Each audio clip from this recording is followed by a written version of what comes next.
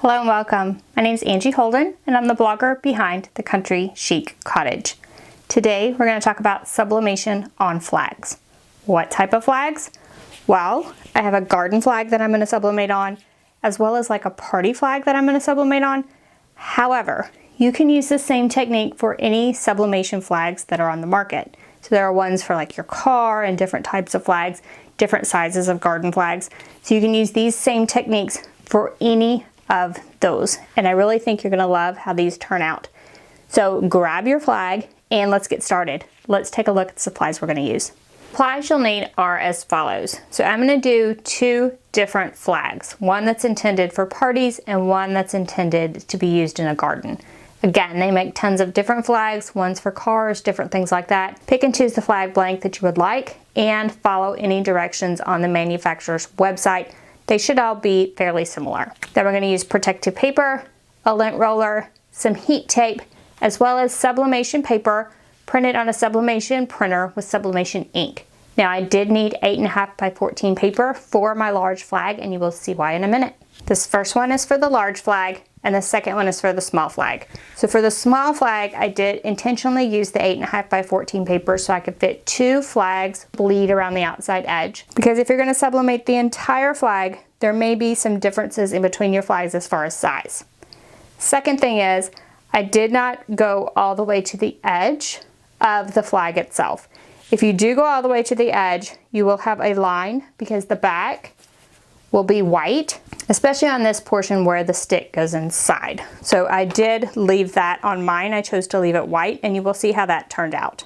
For the garden flag, I did a design in Photoshop. I will link to the truck design in the description below, and then I added some text on the bottom. And then this will kind of go in the center of my flag because I don't have a very large heat press. If you have a larger printer and a larger heat press, you can sublimate this entire garden flag, but this is a large garden flag size. First, we'll want to head to our heat press. I have it heating up to 400 degrees for 55 seconds, and we want to pre-press each of these flags to remove any moisture. I pre-pressed my flags for 5 to 10 seconds at 400 degrees, and now I'm going to lint roll the side that I'm going to sublimate on. Then I will add that lint rolled side to my design. I'm centering the design on the flag, leaving bleed around 3 of the edges as discussed previously. Then you need to tape this into place, and I just use 2 pieces of tape per flag. Then you will need to use protective paper, and I use it on the bottom as well as on the top. So this side will be the top when we put it into our heat press. So I'm going to prep the other flag in the same way, and then we'll head to the heat press and press them both.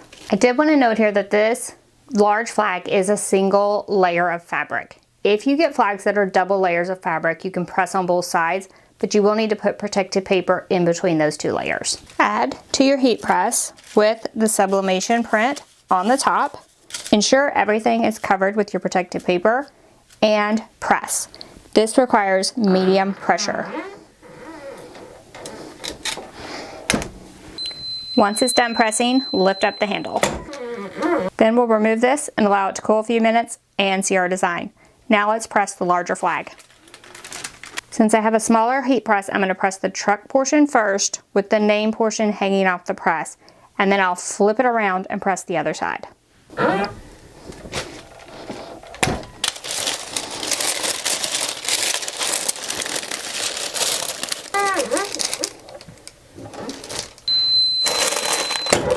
Now that it's been pressed on both sides, we'll allow it to cool a few minutes.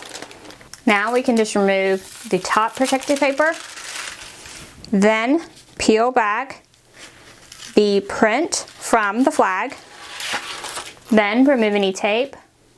And this version is for something like a party, so you will want to add the pole to the side. And now this one is ready for a football bash. We'll do the same thing with the garden flag. So remove the top protective paper, then remove the print with the design. And you can see just how gorgeous this flag looks and how great it's going to look in my garden this spring. Now these are permanent as soon as you press them because this is sublimation ink on a sublimation blank, so there's no need to do anything else. This can just go outside. So as you can see, the process is super simple for making flags with sublimation. Grab your sublimation printer, a few sublimation blanks, and you'll be well on your way to making some cute flags for parties, for your garden, for your car, wherever you would like them. So I hope you enjoyed this. If you did, give us a thumbs up. If you have any questions about anything we've covered, please ask those in the comment section below. And if you haven't already, hit that subscribe button on YouTube. We have videos like this every week, and trust me, you don't want to miss any of those. So thank you all so much for joining me, and I'll see you next week. Bye-bye.